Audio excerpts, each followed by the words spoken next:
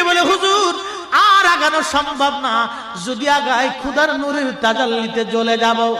একদিন আল্লাহর নবী ডাক দিয়ে বলেন, ভাই জিব্রাইল, আল্লাহ কি কোনোদিন দেখেছেন? বলে, হুজুর অসম্ভব।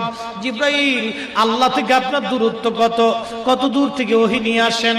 জিব্রাইল বলল, হুজুর 70,000 নূরের পর্দা আল্লাহ থেকে আমার দূরত্ব, একটা পর্দা থেকে আর একটা পর্দার দূরত্ব 70,000 বছরের রাস্তা। একবার আওয়াজ তুলে বলা যাবে কি আল্লাহু আকবার? হুজুর আমি ওহী নিয়ে আসছি আপনার কাছে, আল্লাহ জানাই দিয়েছে হাবিবরে বলে দিবেন পৃথিবীর উৎকৃষ্ট জায়গার নাম মসজিদ আর নিকৃষ্ট জায়গার নাম হলো বাজার। জিবরাইল আমিন ওইখানে স্টপ হয়ে গেলেন, নবীজি রওনা দিলেন।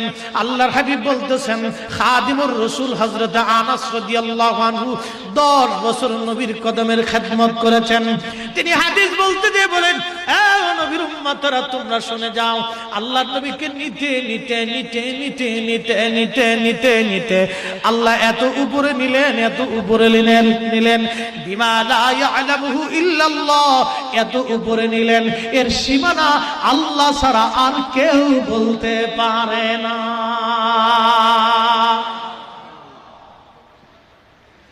এরপরে নবী বলেন, সুম্মা জা সিদরাতুল মুনতাহা, আল্লাহ তার হাবিবকে সিদরাতুল মুনতাহার উপকণ্ঠে আনলেন। আগেই বলছি সিদরাতুল মুনতাহার শেষ সীমানা হলো সৃষ্টির উপরিভাগ।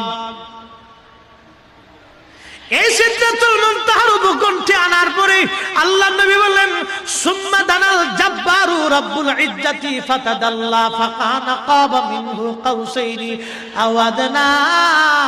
আমার রব আমার সামনাসামনি আসলেন, কাছাকাছি আসলেন, আমার আল্লাহ আমার কাছাকাছি আসলেন, আমার আল্লাহ আমার কাছাকাছি আসলেন। কত কাছে আসলেন?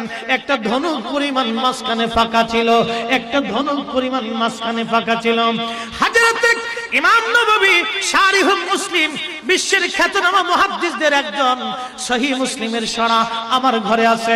আল্লামা ইমাম কাজী আয়াজ আল মালিকি রাহমাতুল্লাহ আলাইহি, যিনি সহিহ মুসলিমের প্রথম শরা লিখেছিলেন।